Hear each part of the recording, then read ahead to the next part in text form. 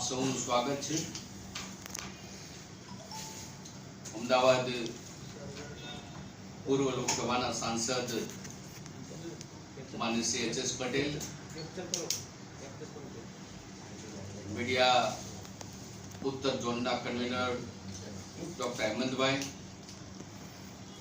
महामंत्री माननीय श्री कौशिक भाई, माननीय श्री अमित भाई,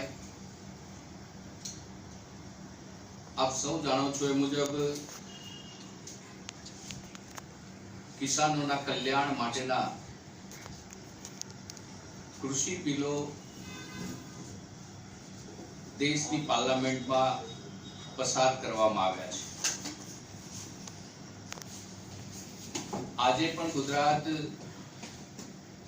प्रदेश कांग्रेस द्वारा प्रेस कॉन्फ्रेंस करीने जे प्रकारना वातो ने विचार व्यक्त करवामां आव्या छे ए बतावे छे कि समग्र देश में कांग्रेस અને વિરોધ પક્ષો અફવા ફેલાવી, ભ્રમ ફેલાવો, કૃષિ બિલો માટેની ગેરસમજો ખેડૂતોમાં ઊભી કરવી, ખેડૂતોના વિકાસ માટે નકારાત્મકતા દાખવવી અને સાથોસાથ ખેડૂતોના દ્રોહનું કામ કરવું, એવું કોંગ્રેસનું અને વિરોધ પક્ષનું વલણ સ્પષ્ટપણે જણાઈ આવે છે। ગુજરાતના સપૂત દેશના વડાપ્રધાન માનનીય નરેન્દ્રભાઈ મોદી ગુજરાતમાં મુખ્યમંત્રી હતા ત્યારથી કૃષિ કલ્યાણ માટેના અનેકવિધ નિર્ણયો સતત કરતા આવ્યા છે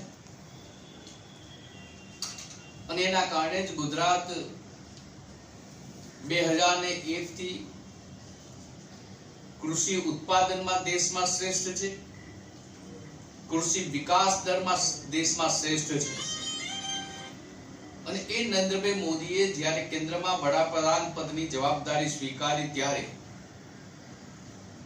એમને જાહેર કર્યું છે કે ખેડૂતોની આવક વધારવી, ખેડૂતોનું કૃષિ ઉત્પાદન વધારવું અને ખેડૂતોની સમૃદ્ધિ થકી દેશની સમૃદ્ધિ વધારવી। आ बाबतोने लक्ष्य में लईने जे प्रकारे कृषि बिलो देश में लोकसभा ने राज्यसभा में पसार करवामां आव्या छे ए खेडूतोना कल्याण माटेना छे। एक भारत एक कृषि बजार ए आधार स्तंभ लईने जे कार्यवाही करवामां आवी छे एनी सामे कांग्रेस मगरना आंसू सारीने खोटी रीते भ्रम फैलावीने खेडूतोने उश्केरवा माटेनो प्रयत्न करी रही छे। जे आगेवानोए आजे गुजरात प्रदेश कांग्रेसनी मीडियाना माध्यमों द्वारा प्रेस लीधी छे एमने हूँ कहेवा मांगू छुं कि देशनी कांग्रेस ए बात जाने कि 2019 ना लोकसभाना चूंटणी ढंढेरामां कांग्रेसना चूंटणी ढंढेरामां आवा सुधाराओ करवामां आवशे एवुं खुद कांग्रेसे पण कर्युं छे। 1947 થી અત્યાર સુધી કોંગ્રેસ કરી શકી નથી એ વાત એનડીએ અને નરેન્દ્રભાઈ મોદીએ કરીને બતાવ્યું કે કોંગ્રેસના પેટમાં ખૂંચે છે, કોંગ્રેસ સહન કરી શકતી નથી, કોંગ્રેસને ખેડૂતોનું હિત એને હૈયે નથી અને એટલા માટે આવા આંદોલનોની અને કોઈને કોઈ રીતે ભ્રમ ફેલાવવાની વાતો એ કર્યા કરે છે। જે પ્રકારે કૃષિ બિલો આવ્યા છે જોતા એવું સ્પષ્ટપણે જણાય આવે છે કે દેશમાં ખેડૂતોના ઉત્પાદન વેચવા માટે વચેટિયા પ્રથા નાબૂદ થશે, ખેડૂતોને એના સીધા જ લાભો પ્રાપ્ત થશે। ખાનગી કંપનીઓનું મૂડી રોકાણ આવવાના કારણે ખેડૂતો પોતે ખર્ચ કર્યા વગર પોતાના કૃષિ ઉત્પાદનમાં આધુનિકતા ઉમેરી શકશે સાથોસાથ અનેકવિધ નવી નવી બાબતોનો ઉપયોગ લાભ એ ખેડૂતોને આ પ્રકારના નિયમોના કારણે પ્રાપ્ત થશે. આવશ્યક ચીજ વસ્તુ ધારામાં સુધારો થવાથી સીધો જ લાભ ખેડૂતોને પ્રાપ્ત થવાનો છે.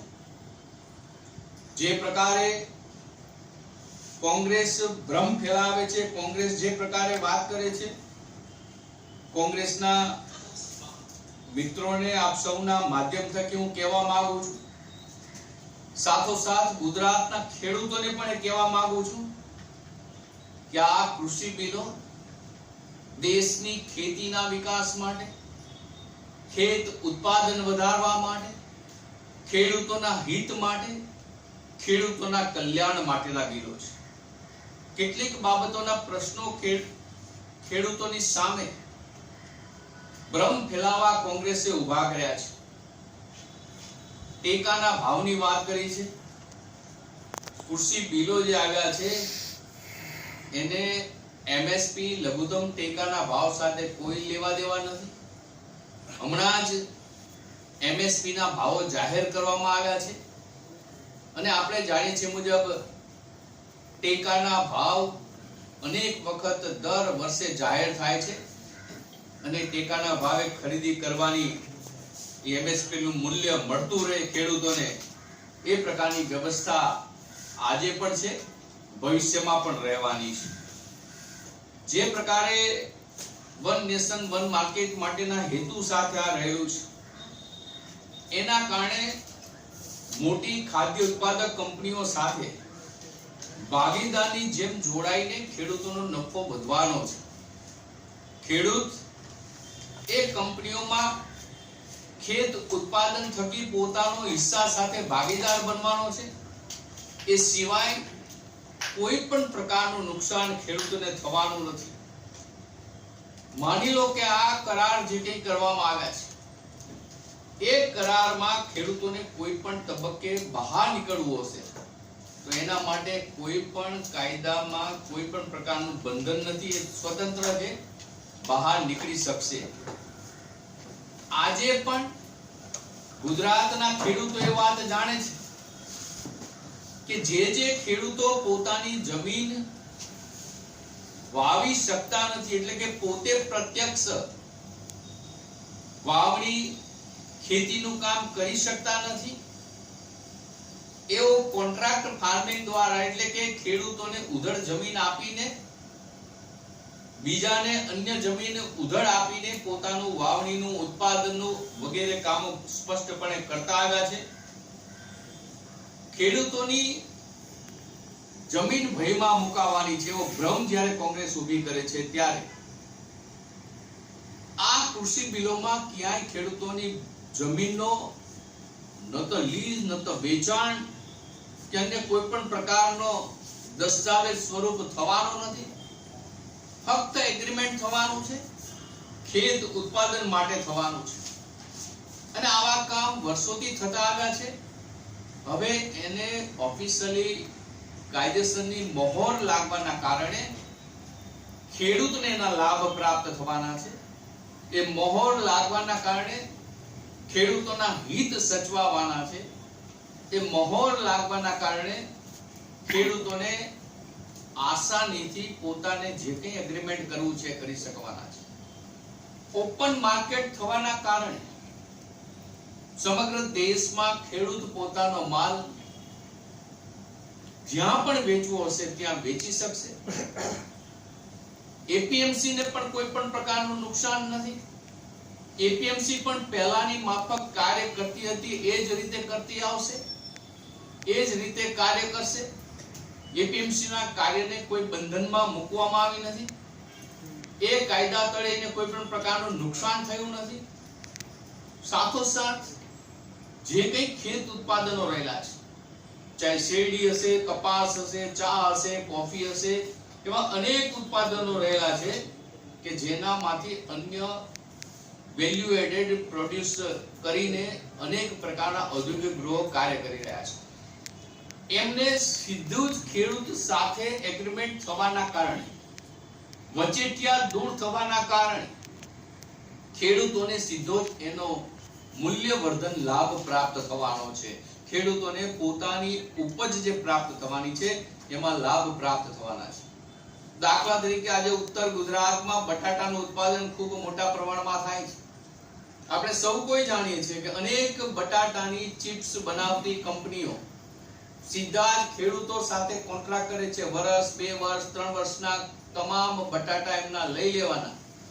એમને આધુનિકતા પૂરી પાડે છે, એમને સપોર્ટિંગ મદદો પૂરી પાડે છે અને એમનું ઉત્પાદન જ્યારે બહાર નીકળે ત્યારે બજાર કરતા સવિશે લાભ એમને પ્રાપ્ત થાય છે અને એમને ઉત્પાદન સીધું જ એમના ખેતરેથી એ કંપની લઈ જાય છે. ખેડૂતને ખર્ચ ઘટે છે, ખેડૂતને ઉત્પાદનની આવક વધારે મળે છે, ખેડૂતને આધુનિકતાનો લાભ મળે છે અને ખેડૂતને જે નવી યુગ પરિવર્તનની ટેકનિક જે આવી હોય છે એ ટેકનિકના પણ લાભ પ્રાપ્ત થતા હોય છે. આમ કોંગ્રેસ જે કોઈ પ્રકારનો અપપ્રચાર કરે છે એ પ્રચારના બધા જ જવાબ કેન્દ્ર સરકારે, ગુજરાતની સરકારે વારંવાર આપ્યા છે. આમ છતાંય કોંગ્રેસને પોતાના મતોના રાજકારણ માટે ધરતી ઉપર જરાય જગ્યા રહી નથી અને જ્યારે એમનું લૂંટાઈ રહ્યું છે,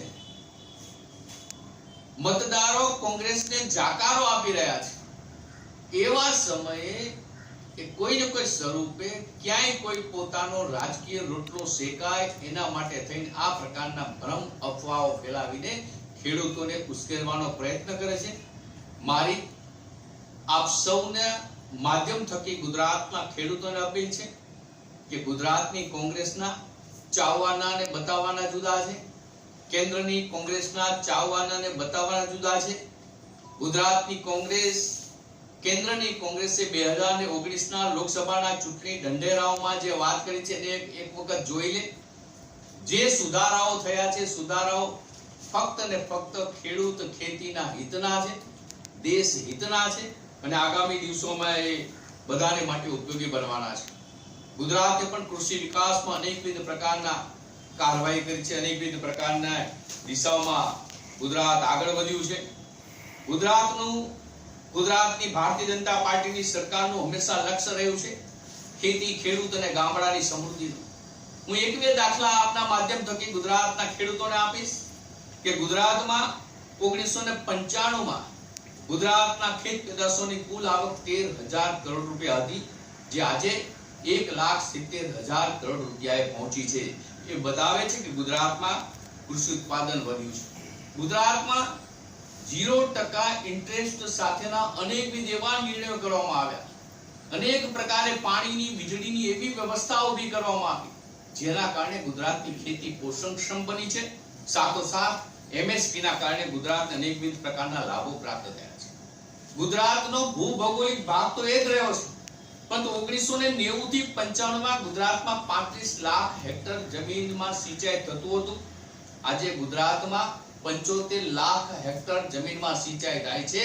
એટલે કે ભારતીય જનતા પાર્ટીનું ગુજરાતમાં શાસન આવ્યા પછી 40 લાખ હેક્ટર જમીનમાં વધારાની સિંચાઈ થઈ શકે છે અને એના કારણે ગુજરાતના કૃષિ ઉત્પાદનમાં અનેકવિધ પ્રકારના લાભો પ્રાપ્ત થયા છે. ગુજરાતના અનેકવિધ પ્રકારના લાભો કહી શકાય. કેન્દ્ર સરકારે જે પ્રકારે ડાયરેક્ટ બેનિફિટ ટ્રાન્સફર ખેડૂતોને એક વધારાની મદદ માટે જે પ્રકારની સહાય કરી રહી છે એ પણ ગુજરાતને અનેકવિધ પ્રકારના લાભો પ્રાપ્ત થયા છે. અતિવૃષ્ટિ આવી છે ત્યારે ગુજરાતે વિશેષ પેકેજ જાહેર કર્યું છે અને માનનીય કૃષિ મંત્રીએ જાહેર કર્યું છે કે ગુજરાતના કોઈ પણ ખૂણામાં ખેડૂત અતિવૃષ્ટિથી નુકસાન પામેલો એ લાભ વગરથી વંચિત નહીં રહી જાય એ પ્રકારની અમે કાળજી લઈશું. આમ ગુજરાત અને કેન્દ્રની બંને સરકારો કૃષિ વિકાસ માટે, ખેડૂત કલ્યાણ માટે કાર્ય કરી રહી છે અને કૃષિ બિલો ત્રણેય જે ખેડૂત કલ્યાણના રહ્યા છે એને અમે આવકારીએ છીએ. માનનીય નરેન્દ્રભાઈ મોદી, એમની સરકારને, એનડીએની સરકારને અભિનંદન આપીએ છીએ અને આગામી દિવસોમાં ગુજરાત અને દેશના વિકાસ માટે આ ત્રણેય બિલો ઉપયોગી પુરવાર થશે. ખેડૂતોનું હિત ચોક્કસપણે એમાં વધવાનું છે, ખેડૂતોની આવક ચોક્કસપણે એમાં વધવાની છે. આપ સૌનો આભાર.